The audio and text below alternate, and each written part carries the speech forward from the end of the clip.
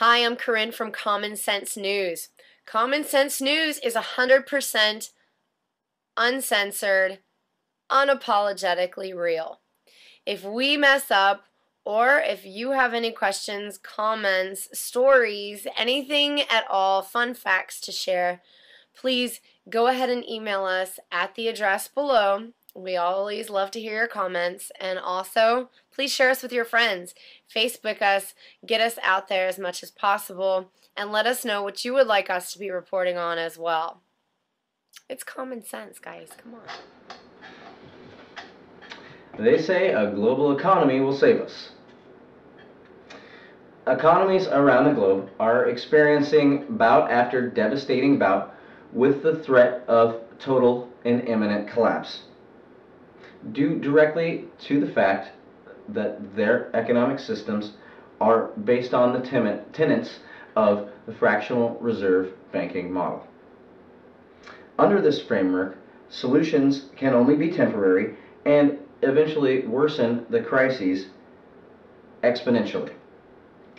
Individual regions or nations may choose to base their economies after this model without causing destruction, famine, hardship, or other damage, as long as they continue to produce more than it costs to pay for the interest for printing their money. However, with extra governmental implementation of treaties such as NAFTA, CAFTA, and GATT, as well as membership requirements for the World Trade Organization, the United Nations, and the newly forming North American Union, the production, once based in the U.S., has now almost completely been moved overseas, removing millions of jobs from the U.S. citizens and also removing the possibility of future jobs for the same. It is currently mathematically impossible for American profits to outweigh the interest on the national debt.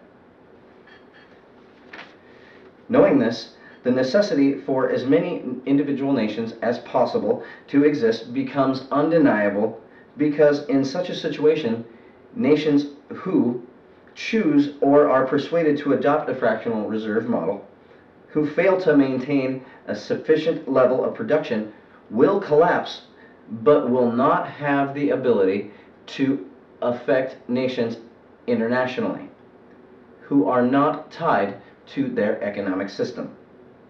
In a global economic model, one country or region falling behind in production, no matter the size of the region and no matter the reason for falling behind in production, such as depleting a resource, will result in the systematic collapse of the entire global economy by the very definition of a global economy, because a centralized global economic system without borders can only exist under a fractional reserve debt-based model.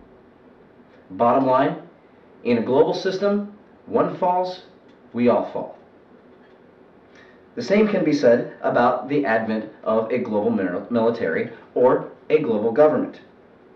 All that it would require is that one rogue military leader or one dictator come to power, and the future of humanity would rest in their hands.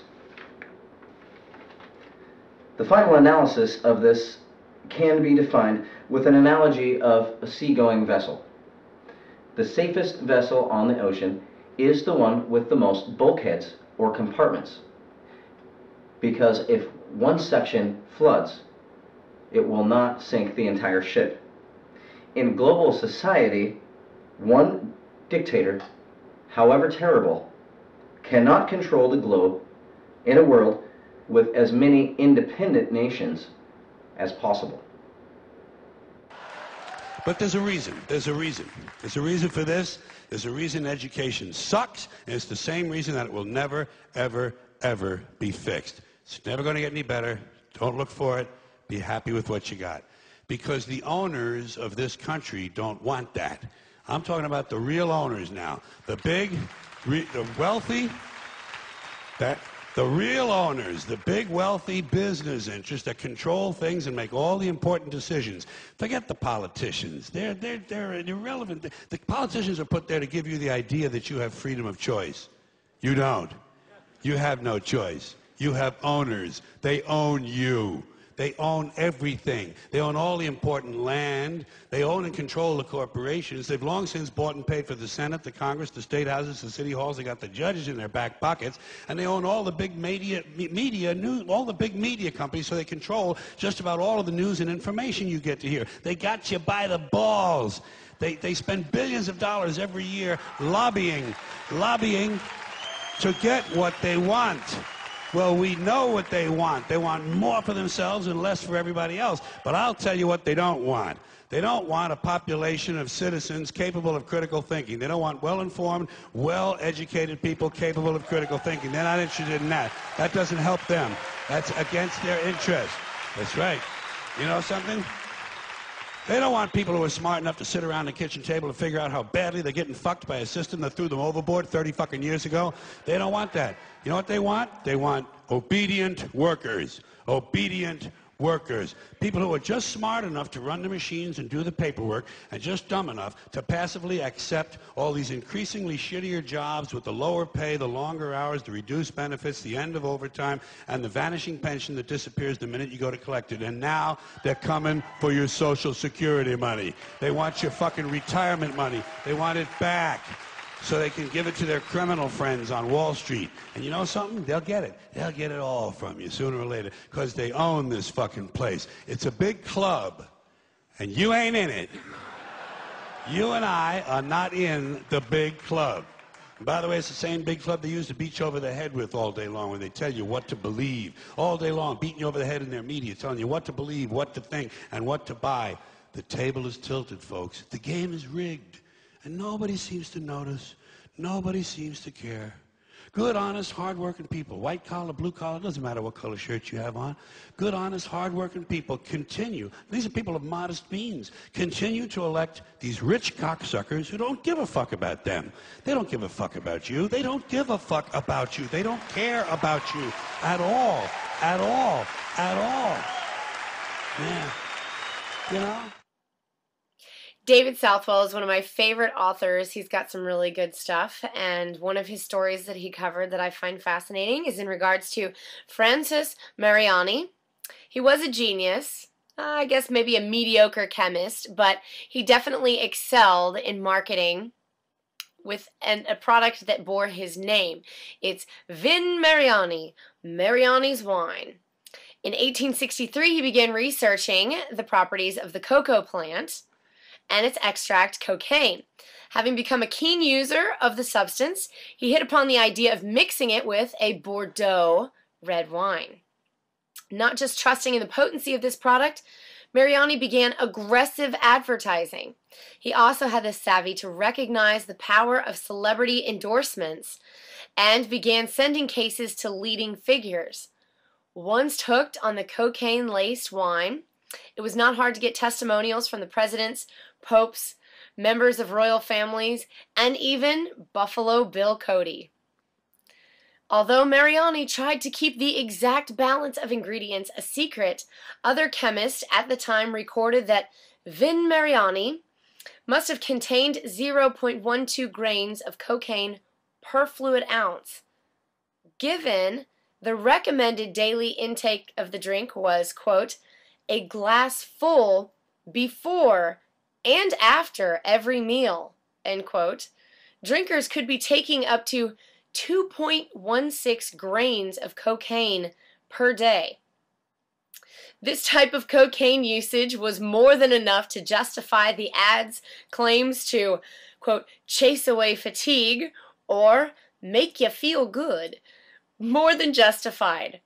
Among the high-profile drinkers of Mariani's wine were Queen Victoria, Pope Pius V, Pope Leo III, President Ulysses S. Grant, the Shah of Persia, and inventor Thomas Edison.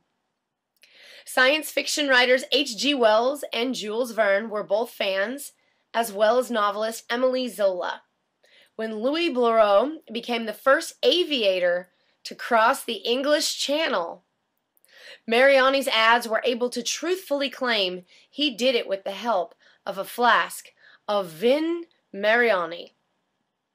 Angelo became the world's first cocaine-based millionaire as the success of Vin Mariani led to an explosion of other products containing cocaine, including St. John S. Pemberton's invention, Coca-Cola, which was designed to appeal to teetotal drinkers who wanted a bit of extra vim in their beverage. Public concern over growing cocaine addiction led to Vin Mariani being withdrawn from sale in 1914. Makes you wonder how much we could actually get done in a day if we had some of this, a flask of our Vin Mariani to go around. Scientists claim evidence of alien life on a meteorite. For quite some time, science has focused on finding microbial life on space rocks in order to prove the possibility of intelligent life beyond the planet Earth. Consider this. The estimated number of visible large galaxies from our planet is 350 billion. The number of dwarf galaxies, 700 trillion. And the estimated number of stars in the Milky Way galaxy is 200 billion. In addition, the light that travels from such places as the Eagle Nebula took an estimated 100 plus million years to reach us in order for us to see it.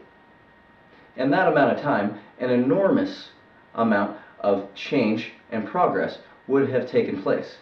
And it would take us even longer time to see this change due to the fact that the universe expands at a constant rate.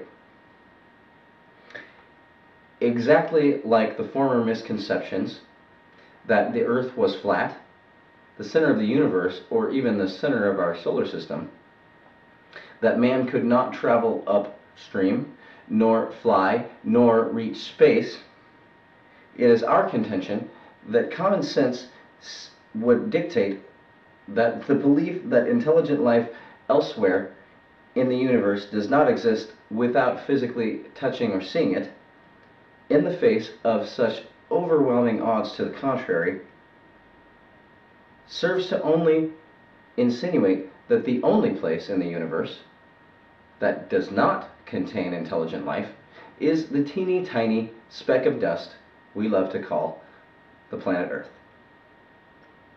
In a nutshell, the reaction of Common Sense News to the idea that there is intelligent life beyond our planet can be summed up in a single word.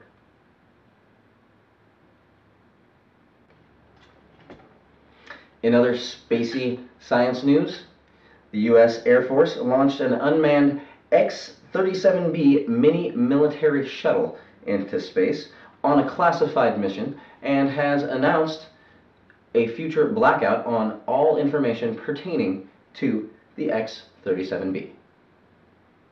Yeah, www.opensecrets.org. Yeah, you can check out as far as all the campaign contributions that have been given to all the politicians, and you can see that Barack Obama has received more money from Wall Street and big business than any other candidate. So if we follow the money, we can kind of figure out what the agenda is. Yeah, and it's not no damn change. Right. I mean, I think this whole change shit is probably like one of the biggest political scams of recent history.